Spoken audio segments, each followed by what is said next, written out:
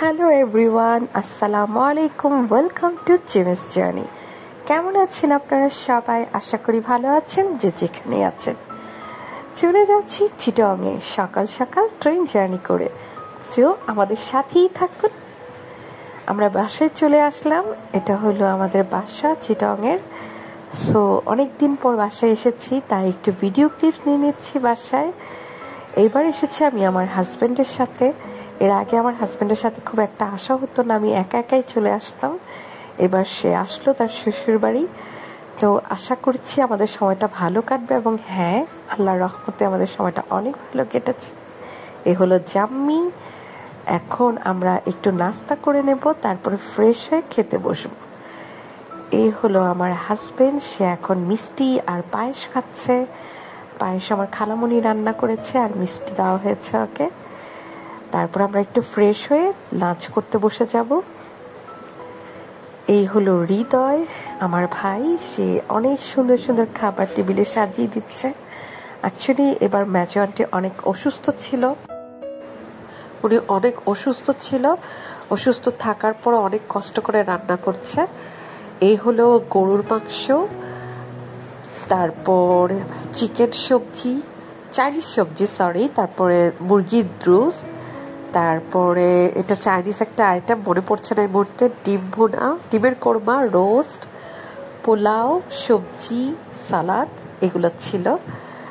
আর journey করে আসে এতগুলো খাবার তো আসলেই খাওয়া যায় না, কিন্তু প্রথমবার আসছে তাই এত সব আয়োজন।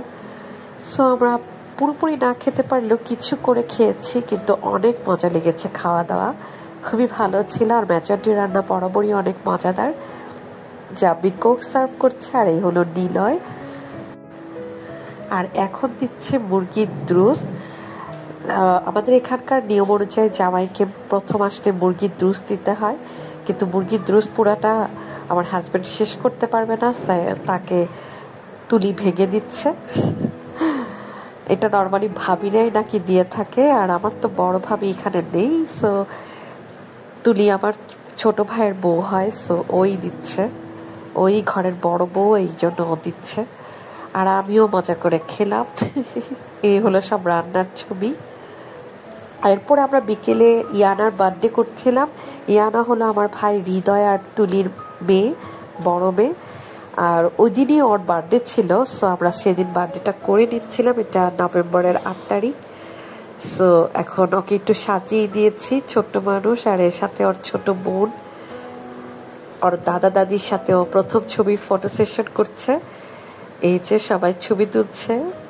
তারপর ওর মা বাবার সাথে মিলেও কেকটা কাটবে। এলো হৃদয় আর তুলি।